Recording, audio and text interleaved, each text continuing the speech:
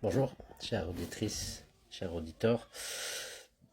Je vais continuer à vous relater euh, par rapport au programme dont j'étais la victime.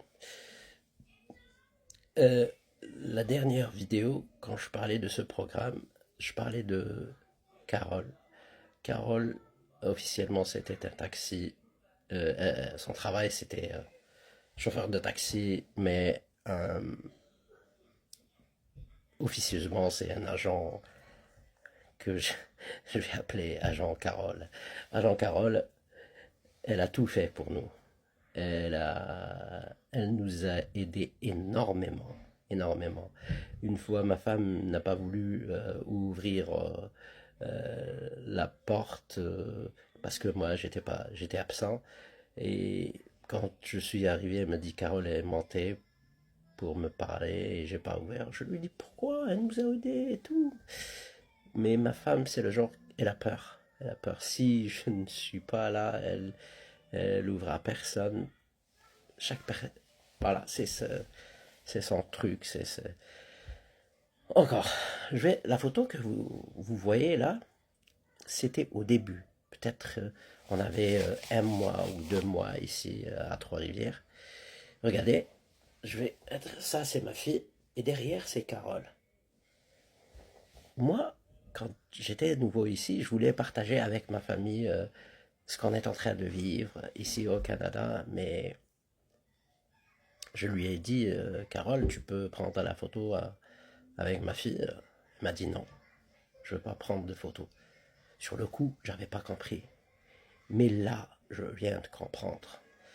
Parce qu'ils veulent pas laisser de traces. Et voilà, regardez. Elle se cache derrière ma fille pour ne pas prendre de photos. Eh bien, la relation entre Carole et ma femme, c'était pas, comment dirais-je, le courant ne passait pas. Puisque le courant ne passait pas, agent Carole, nous a fait rencontrer une, elle a fait rentrer une autre femme dans notre vie. Euh, cette femme s'appelle Marjolaine. Marjolaine, c'était tout à fait le contraire de Carole. C'était une personne réservée, religieuse, je crois, de confession protestante. Et elle est, question personnalité, tout à fait le contraire de Carole. Donc, ils ont noué une relation parce que Marjolaine nous a aidés énormément. Elle nous a aidés énormément aussi. Mais au fur et à mesure, cette relation s'est éteinte parce que l'information cruciale ou l'information qu'on voulait savoir, c'était la relation entre moi et ma femme. Donc quand elle posait des questions ou quand elle écrivait des courriels, ma femme parlait de sa famille en Algérie, mais elle ne parlait pas de la relation entre moi et elle. Et des fois, elle lui dit c'est tout comme information. Donc, puisqu'il n'y a eu rien, donc petit à petit, elle s'est retirée. Et puis là, il y a eu la troisième personne, qui est l'Algérien qui habitait au-dessus de moi. Alors, d'habitude, dans ce programme, les tâches de l'Algérien, par exemple, dans le programme, c'est d'entrer chez les victimes, des familles victimes de ce programme, faire des rapports de tout. Rapport de ta relation avec tes enfants, rapport avec ta relation avec ta femme, comment tu traites ta femme à l'intérieur. Et puis aussi, c'est rapport sur tout, tu vois, il écrit après. Alors, une des autres tâches, c'est si c'est ce monsieur-là, il peut avoir une relation avec la femme de la victime, de la famille victime, il va le faire. C'est une des tâches. Parce que le but de tout ça, la première femme, deuxième femme, puis c'est d'exploser la famille de l'intérieur, d'imploser la famille de l'intérieur. Ça, c'est le but. Donc, on a essayé avec la première femme, deuxième femme, ça n'a pas marché, et on essaie avec l'Algérien.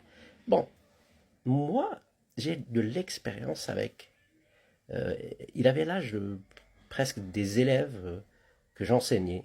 Moi, dans une seule classe, imaginez, j'avais 45, 37 élèves.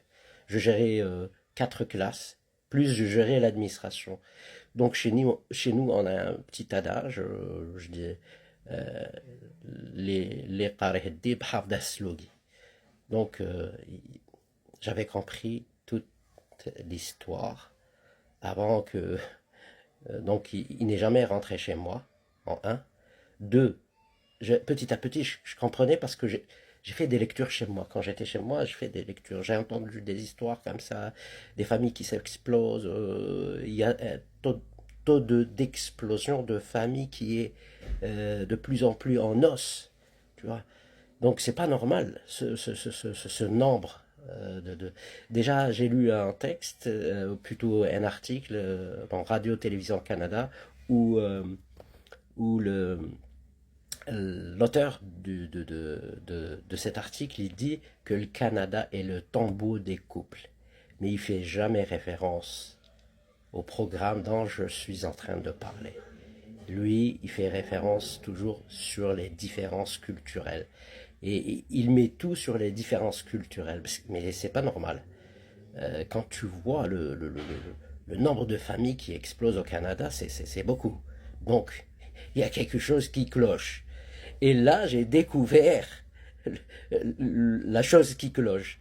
Donc, vous voyez, son travail, c'était de faire je parle de l'Algérien, normalement, il devait faire des rapports sur tout. Quand tu le fais rentrer chez toi, donc il va faire rapport sur tout. Les enfants, rapport les enfants, père, rapport les enfants, la mère, rapport sur le père et la mère, les rapports. Et bon, il a essayé pas mal de fois pour entrer. Des tentatives, mais j'avais compris le concept. Donc, il a jamais su le faire.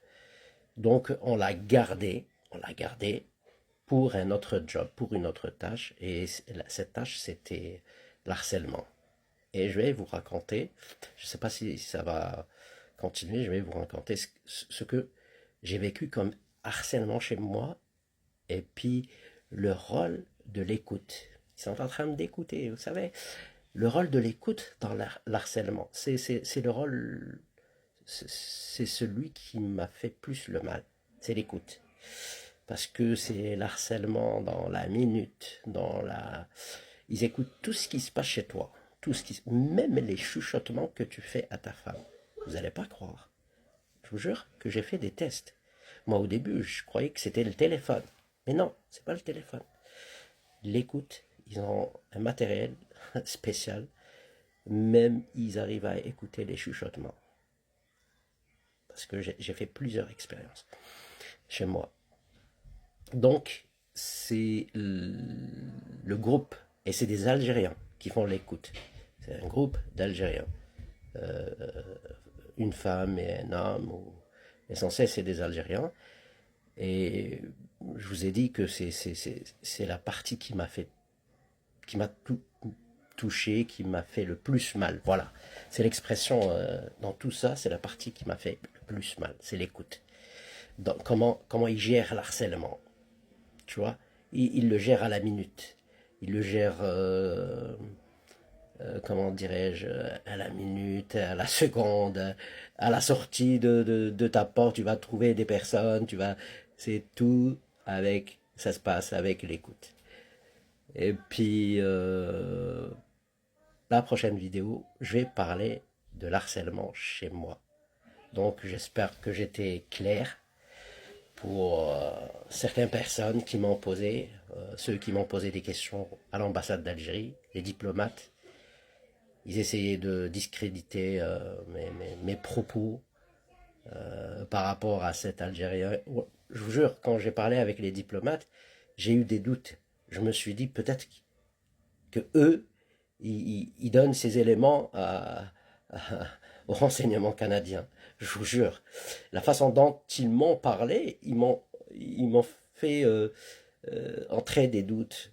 Parce que quand tu me dis comment tu sais qui travaille avec eux, et puis il est venu, il s'est installé devant toi et tout. Franchement, j'ai eu des doutes. Donc, À la prochaine. Merci.